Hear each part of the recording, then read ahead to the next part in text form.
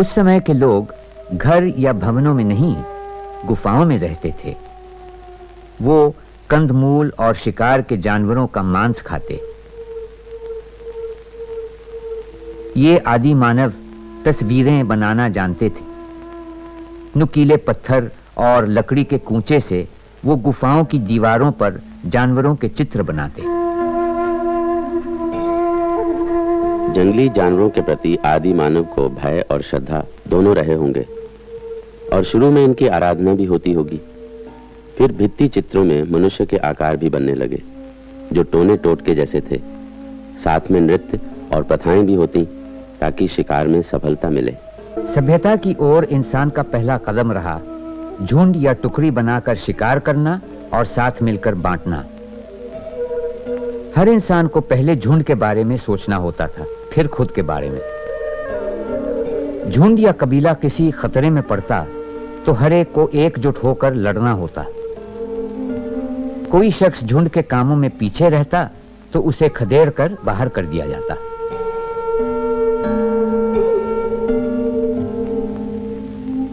आज के शिकारी अन्न बटोर आदिवासी लोहे के औजार इस्तेमाल करते हैं, मगर आदिकाल की बस्तियों की खुदाइयों से हमें एक ऐसे दौर का पता लगता है जब औजार पत्थर के थे।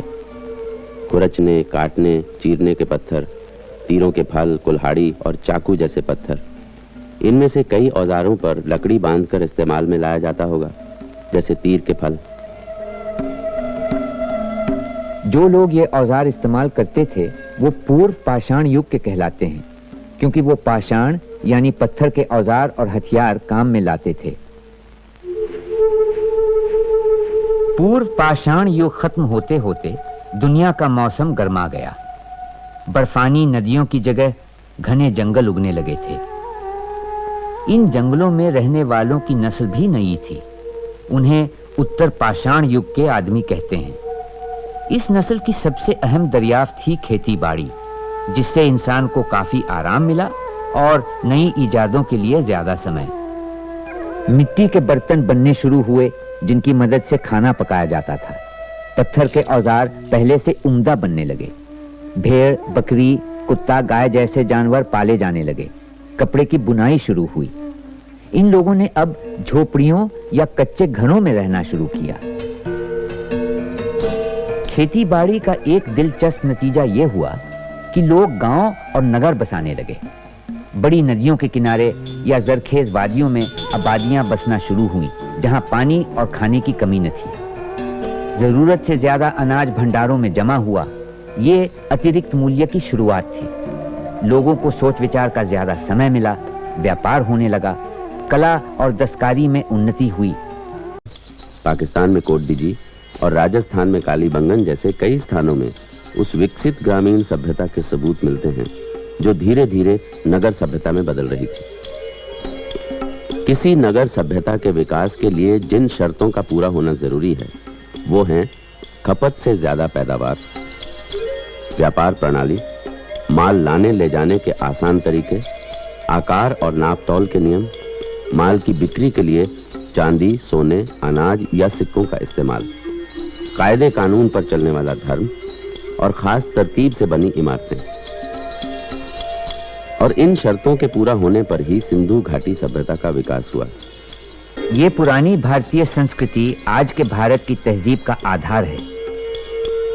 कितनी दिलचस्प और अनहोनी बात है कि इतिहास की शुरुआत से आज तक भारतीय संस्कृति और जीवन का अटूट सिलसिला कायम है। सिंधु घाटी के लोगों का दारोमदार व्यापार से जुड़ा हुआ ही लगता है। ये एक शहरी तहजीब थी, जहां का व्यापारी तबका काफी अमीर था और एक अहम किरदार भी निभाता था।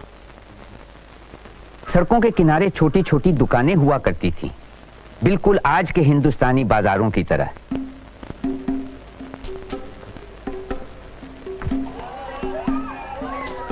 सिंधु घाटी तहजीब, जिसे हड़प्पा संस्कृति के नाम से भी जाना जाता है, अपने सुनहरे दौर में 2500 से 1900 ईसा पूर्व तक बलूचिस्तान की पहाड़ियों से लेकर सिंधु नदी के मैदानों तक और कच्छ, काठियावाड़ से लेकर घग्गर, यमुना घाटी तक फैली हुई थी।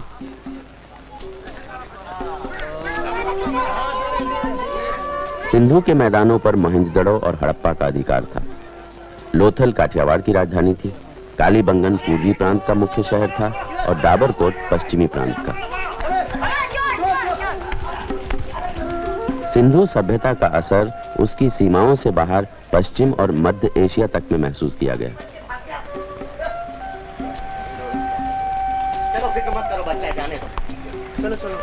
सिंधु घाटी सभ्यता उस व्यापार का एक हिस्सा थी जो मेसोपोटामिया के निचले मैदानों से लेकर पारस की खाड़ी के दोनों छोरों को जोड़ता हुआ दक्षिणी ईरान और बलूचिस्तान से सिंध होता हुआ भारत के भीतरी हिस्सों तक फैला हुआ था। इस सभ्यता का प्रमुख जलमार्ग सिंधु और उसकी सहायक नदियां ही थीं। नदी और समुद्री जलमार्ग पर होने वाले व्यापार के अन्य महत्वपूर्ण गवाह हैं लोथल में स्थित गोदी और द्वारका में मिले पत्थर के लंगर और प्राचीन घाट।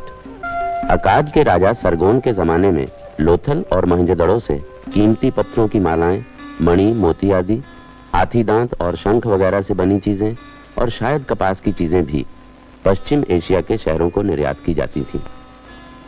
उस वक्त की मिट्टी की मोहरों और शिलालेखों के हिसाब से आज का मकरान तट मगन और भारत का पश्चिमी तट मेलुहा कहलाते थे।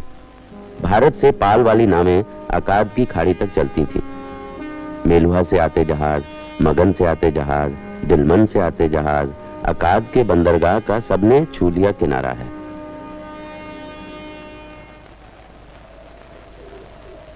इस तरह पता चलता है कि सिंधु घाटी सभ्यता के लोग अपने दौर की मुख्तलिफ तहजीबों से सुमेरिया, ईरान और मिस्र से आपसी व्यापार में जुड़े थे।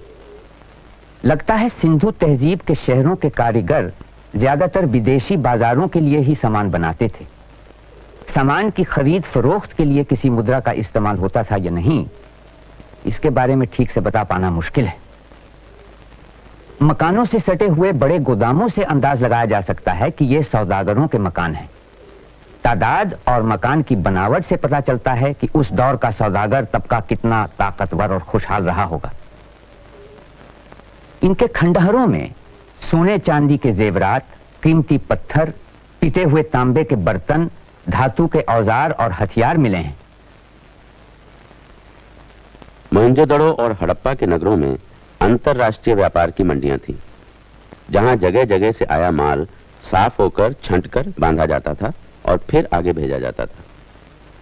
इन्हीं दोनों केंद्रों से कारवां दूर दक्षिण में कर्नाटक तक धातु और कच्चे माल की खोज में जाते थे। वहीं दूसरी ओर सीमा पार कर अफगानिस्तान, ईरान और मध्य एशिया तक जाते थे।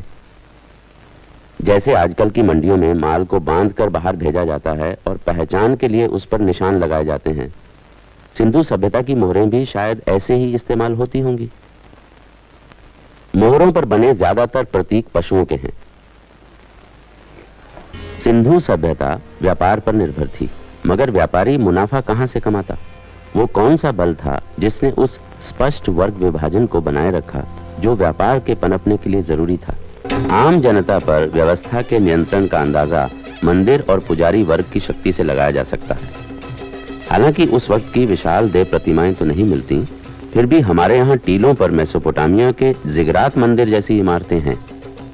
पुष्कर के पास रहने वाली देवी दासियों के साथ यात्रियों का सहवास देवी पूजा का एक संस्कार था, जो आज भी दक्षिण में देवदासी परंपरा के रूप में मौजूद है।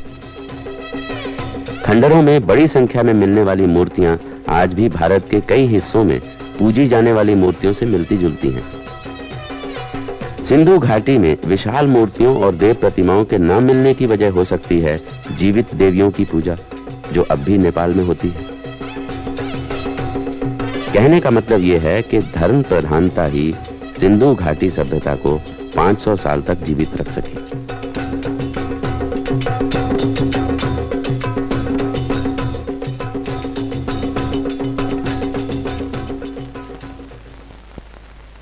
सिंधु घाटी सभ्यता के लोग आखिर कौन थे और आए कहां से, यह हम अब तक नहीं जानते। मुमकिन है कि यह देसी तहजीब ही थी और इसकी जड़ें और शाखें दक्षिण भारत में पाई जाती हैं।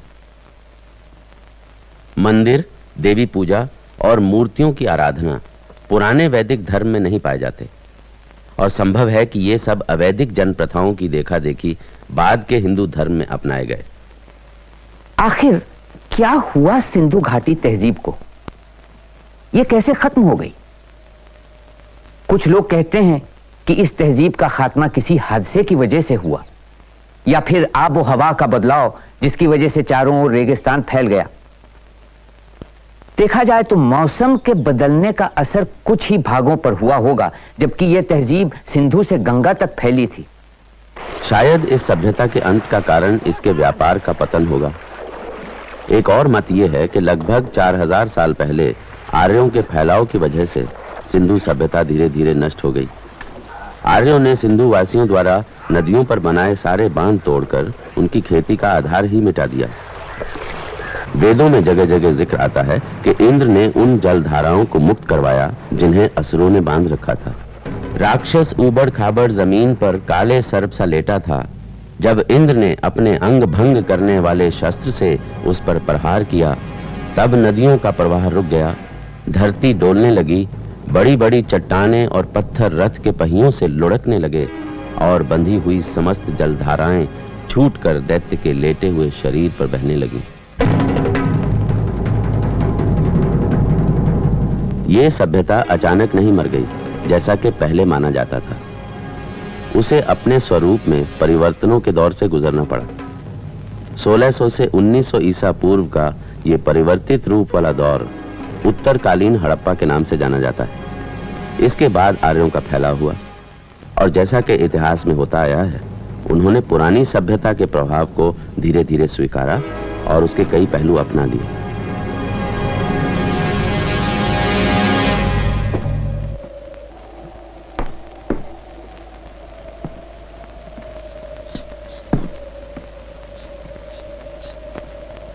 ये महज एक इत्तेफाक था कि मोहनजोदड़ो और हड़प्पा की खोज हो पाई।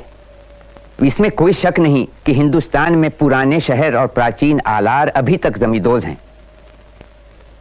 इस सिंधु घाटी तहजीब और आज के हिंदुस्तान के बीच कई जगह सिलसिला टूट गया है।